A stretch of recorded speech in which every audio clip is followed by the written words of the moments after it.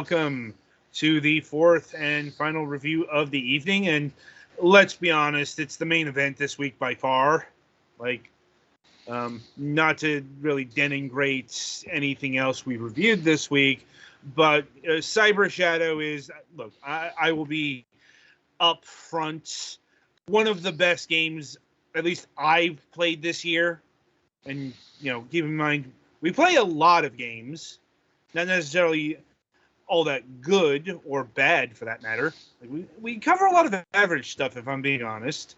But, Cyber Shadow is really, really good. And indeed, we recently conducted an interview with a representative of Yacht Club Games just last week. This is where I wish we had YouTube's interlinking abilities on Twitch, because, this is the point where, at least, for the live recording, we could pop in that interview, a link. I suppose that can be done in the chat, but, on YouTube, they have the pop-up thing that lets you know that you can go to this video to learn more. And indeed, if you want to learn more about the creation and marketing of Cyber Shadow, I would suggest go checking that out. But in case you missed it, Cyber Shadow is quite the literal game. You play as a cybernetic shadow, read ninja. How cybernetic you are? Mostly cybernetic. It's more like you've got the soul of a human and the body of a machine at this point. It's a whole thing that's in the game, because the world of Mecha City has been taken over by this evil Dr. Progen, who has a synthetic army and also decimated your ninja clan and did horrible things to your ninja master. The usual ninja plot, pretty much. Pretty much. It does. It tries to take itself fairly seriously, but, look at it. Just look at this thing. There is only so much seriousness I can take out of a game that's this 8-bit. Which is fine. Now, as far as how authentic this is to the 8-bit experience, in terms of graphics, I'm well, if it's like Shovel Knight, they probably Machine Head Games probably fudged some details, because fudging the palette in a few places, or how many sprites are allowed in a row, or not being limited on the parallax scrolling. Mm-hmm. If I had to place the game in NES chronology, this is the kind of thing I would have played in, say, 1989, 1990. Something that came out in the wake of, say, Ninja Gaiden or Blaster Master. Something like that. And as far as its sound goes, incredible score. Once again, don't think this was limited to 3-channel sound.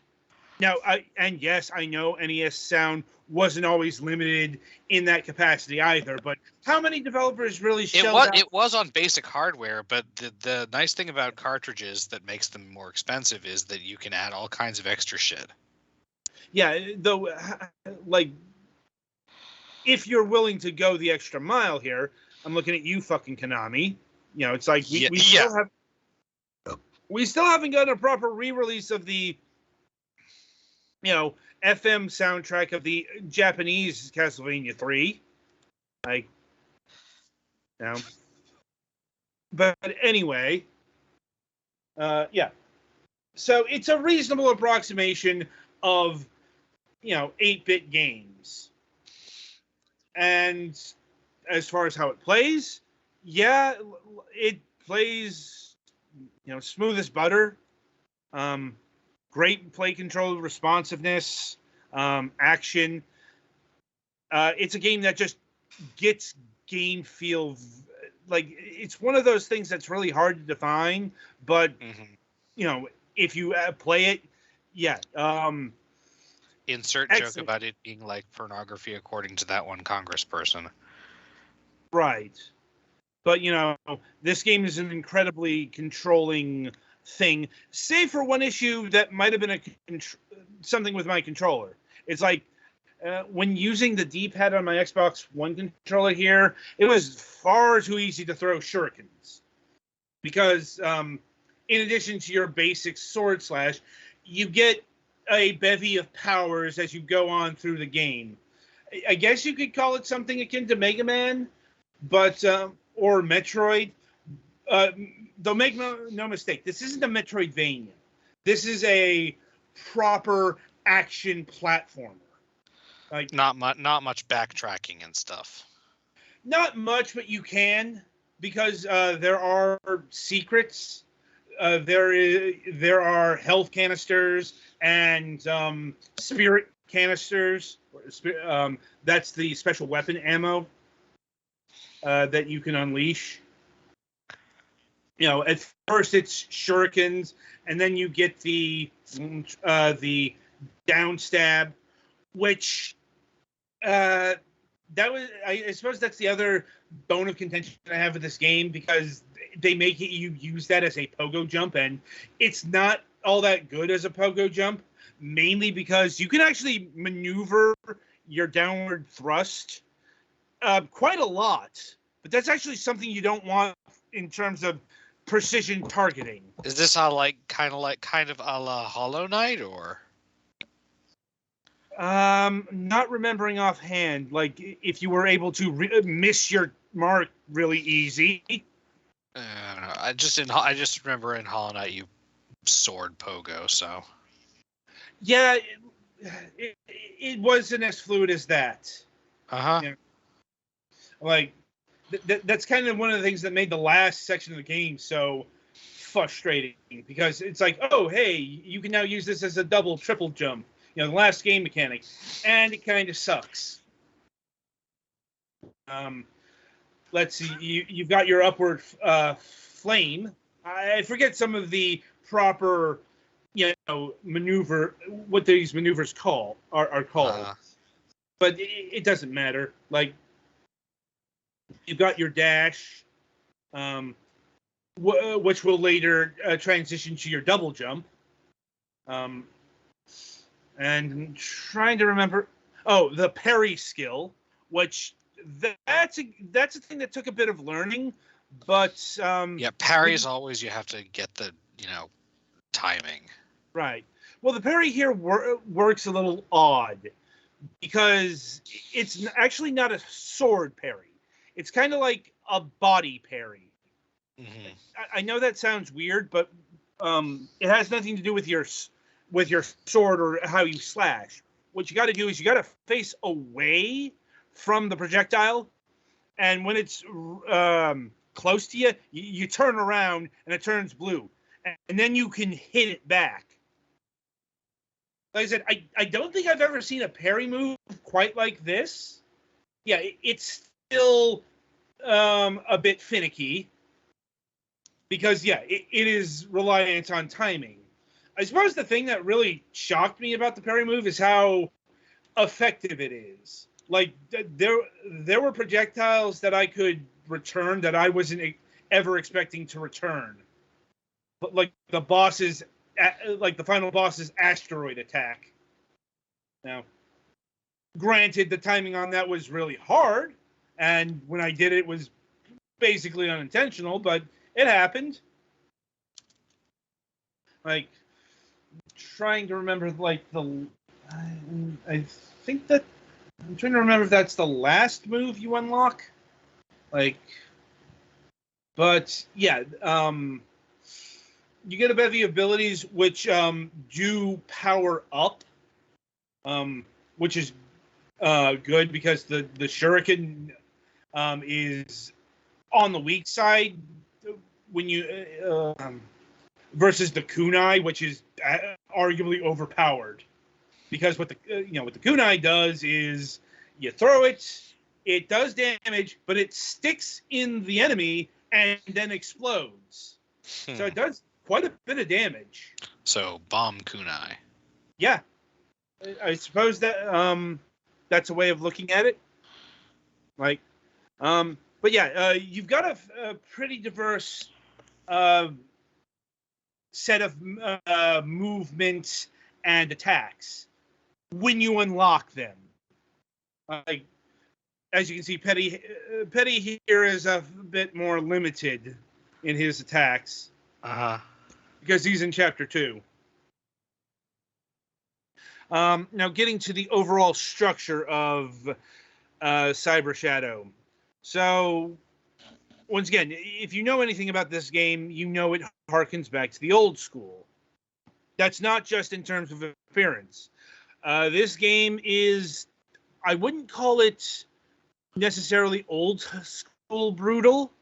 Like, it is a bit, I will say it's a bit more forgiving than generally lacks infinitely respawning birds that give you ridiculous knockback during your jumps. Knockback still happens if I'm remembering correctly, but you got invincibility. It's still a thing you have to contend with, but a lot less. I'd say it's got some dickish design at points, like, oh hi, hidden spikes that look like the background. That happened a few times. But this game has more checkpoints than you'd expect from a old school game. It still plays out like something on the NES. And that is to say, you're going to die quite a bit. But it's also one of these games where the more you learn how things are played out, not just in terms of like levels, but in terms of enemies. Like, certain sections may give you problems, certain bosses may give you problems. Like I spent the good hour and a half, like just on the final boss, for example, which is actually, if we're counting here, a 3-stage boss, which once again, final boss is not a surprise. More lenient than fucking Ninja Gaiden in the sense that when you die, you don't go back to fucking 6-1. But it's still, that boss was brutal until, learn the attack patterns, learn when to, what to use against not just the first form, but the final form. Granted, this gets into one of my pet peeves with that kind of play style, and that is, I go back to a bit of music advice. This may sound odd at first, but bear with me. It's like when you screw up a song, you're encouraged to play the whole song, even if you screwed up. Now, you might ask, why would that be? Because you end up getting better at the parts like if you have to replay in the middle, you'll get better at the first part of a song versus the later part of the song. It's keeping things more even. And that's what happens with this kind of play style. You're going to learn, you're going to learn the beginning parts of a section or a boss encounter, and I suppose that's endemic to there's no good way past that, save say you have like a rewind function, or you respawn immediately, and this game does not have any of those. It's like if you die, you go back to the save point. So once again, you're going to be familiar with earlier parts rather than the later parts. And I've always hated that because, I've already done this part. I want to get to the part that was giving me fucking problems. Now, But I also think there's intentionality in that kind of style because it's designed to get you frustrated. And when you're frustrated, you make mistakes. So I get it. I do. I'm just saying that, repeating the same section for a goddamn half an hour, it gets a bit tedious. But, once again, it's kind of baked in. It's like, I will say it's something that got me to put down the game a few times to, take a break and make sure I don't break anything. Sometimes clearing your mind can help. Yes. And I beat it. Didn't get 100%. Did get some of the harder to achieve achievements, which they call feats, but it was like if they were there and they looked reasonable, I did them. Weirdly enough, you don't get any achievements for the super secret challenge they put in post-launch. I guess maybe they just want it to be, who can say? And I actually did that challenge mainly because, I didn't actually go in on the challenge because there isn't really any, at least from what I saw, there wasn't really any in-game prompts or hints or anything to suggest these literal Easter eggs, in the sense that they are egg-shaped symbols, and there are 3 of them. They are actually fairly well hidden, unless you go and look up a guide on YouTube, which I did. And, once you know where they are, they're actually fairly easy to get. They're just hidden. Yeah. It's more, they're just really well hidden than they are all that challenging to get. And there is a real reward for getting this. It is, I guess you can consider it the final upgrade, because when you've got a full energy bar, you can fire off flames. So full heart laser sword, or full heart fire katana in this case. Yes. Also worth noting is you get sub items. The way the save points work is something I don't think I really saw in the 8-bit. Really, I know I've seen it somewhere, but basically when you get to a save point, you do get a recharge. That's the base. Although not always, you do have to sometimes pay for the recharge, the recharge of health. But oftentimes there are 2 other options. That is to recharge your spirit energy and to get an item, which can be something like extending your blade, kind of usually it's like a hovering machine, or like there's a thing called the swag blade, which is this rotating axe that you can kind of hit and toss. It makes sense when you see it. There's like the spirit machine, which will constantly give you energy when you use weapons. Like a pro tip: if you come across that and spirit recharge, I would just say go for the machine. It's slower, but it functions the same. And like there's the orbiter. There's about 8 of these strewn throughout the game, and they can help you with killing enemies and such. The thing is, they can survive 3 hits. They have their own life bar, and if you get hit 3 times, that's gone. So Yeah, and here you see Patty's engaging in one of the boss encounters.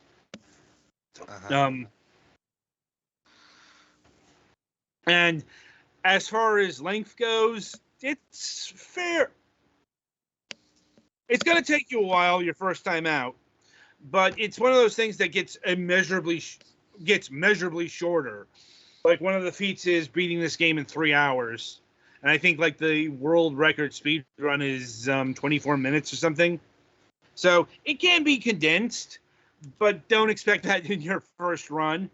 Also, if I'm recalling, I think a hard mode unlocks, which I didn't even look into because, yeah, even on normal mode, it's still plenty difficult.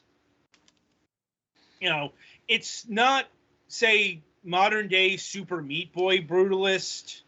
Like, no, the game is not attuned to that. Because in order to get away with that level of difficulty, at least in today's age, you have to have faster respawn. You know, a la Meat Boy and shit. Yes, and this game doesn't have that. But once again, if I stack this up against, say, Blaster Master, Ninja Gaiden, actual 8-bit classics of difficulty. Yeah, this is actually on the easy side. Once again, it's a weird thing to say, but it makes sense in context. And let me see. The price of this game is $20, which is a perfectly reasonable price for a game of the caliber, quality, and depth of Cyber Shadow. No. It probably could have gotten away with as high as 30, I'd say. I'm glad they didn't do that, but I'm just saying, this game is really good. In fact, I wanted to review this when it came out in January, but for whatever reason, Yacht Club didn't get back to us back then, but, better late than never. And it's still a 2021 game. Doesn't matter all that much these days. Still, not saying that this game is going to get the Game of the Year trophy from me at this stage, but it's definitely on the short list. Once again, I had a few problems with the game, but overall, it is still one of the best of the year. At least in terms of what we have played. Which admittedly is always a weird list compared to anyone else. Because I will say, if nothing else, you will not find a review site quite like ours out there on the internets. Uh-huh. Please look forward to it. Well, indeed. I mean, sometimes I look forward to it. Sometimes I dread it. It depends on what we're reviewing. Any further commentary any of you wish to offer on Cyber Shadow? I think I'm good. Yeah, I didn't get to play this game very much, so. Well, I mean, you haven't. I know. I intend to play it more. The time didn't line up this week. That's fine. I knew this was the game I was going to play in depth this week. I just wasn't expecting to take it quite that long. Mm-hmm. But yeah, 9.5 out of 10 arbitrations, let's say. Anyway, so yeah, that'll about do it for Cyber Shadow here, and that'll about do it for the review session. So the week ahead. On Wednesday, October 27th, we'll be having Stephen Kick of Night Dive Studios back on the program. By my reckoning, it's been about two and a half years since he was last on the program. And the last time was over Blood Fresh Supply. Yeah, which was a few games ago in terms of Night Dive releases.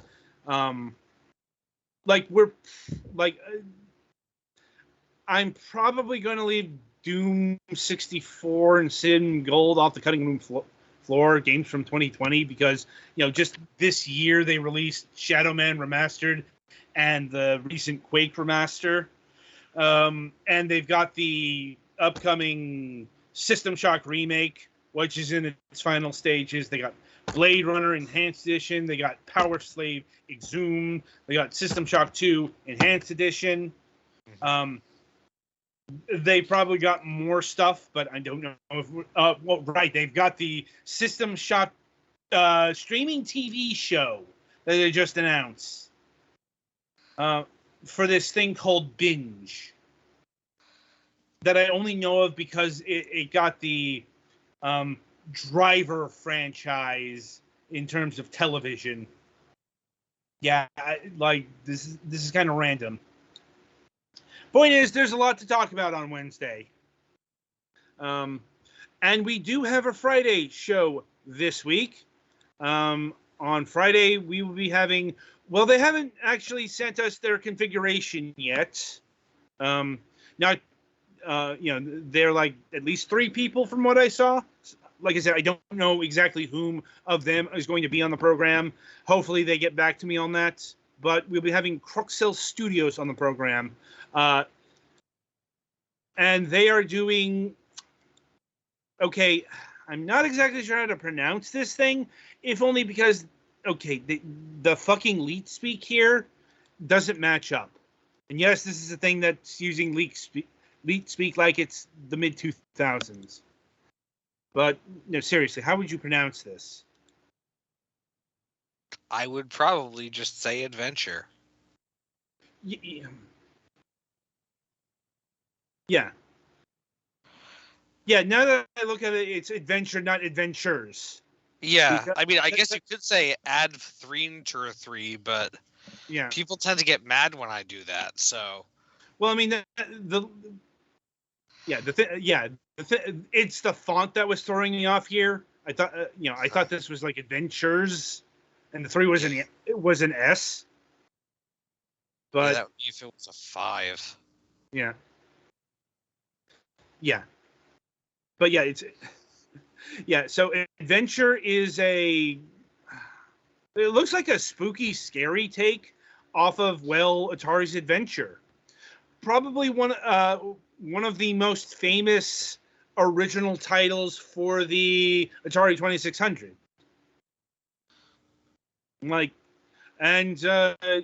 Played this back in the day, not when it was new or anything. The thing about Atari 2600s, even well into the NES era, and I don't know, a teacher in fucking high school had an Atari 2600 set up in his classroom, and we could play it at times. So the point is, I am familiar with Adventure on the Atari 2600, but not, it was in the aftermarket. It was, Atari 2600 stuff was cheap and plentiful because the video game crash. That is why we had an Atari 2600 in our home. Point is, Adventure is one of the most famous. It's either this or Yar's Revenge. That's the text adventure, or? No, you're thinking of Zork. I don't think so, but I'm thinking so. I know. No, you're thinking of Colossal Cave Adventure. No, probably. Adventure is the one with the Fahugugas. Oh. Yeah, the duck dragons. I mean, yeah. I'll provide you with a video of Adventure for the Atari 2600 when we're done here. Mm-hmm. Which we're about. Because... and we do have another episode of The Last News Desk on the Left on Wednesday, getting to the end of the season there. And, with it, what to do for our next, venture. As it looks like we're putting The Last News Desk on ice in favor of the revival of MSP.